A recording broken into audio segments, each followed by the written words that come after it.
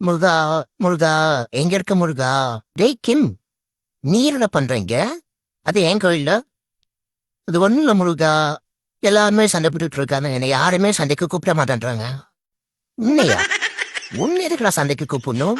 ஆறு முருகா, உலகமே சண்டை போட்டுட்டு இருக்கு.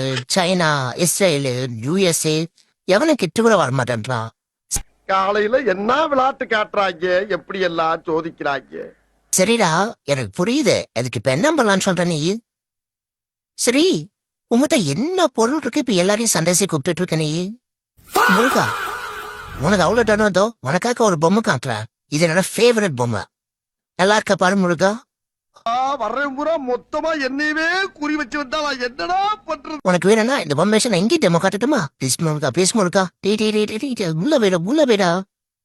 பொம்மைன்னு சொல்லிட்டு நீர்க்குல பாம காமிச்சிட்டு இருக்கிற. ஏண்டா, இதை வச்சுடாத நீ பேசாம இருக்கிற?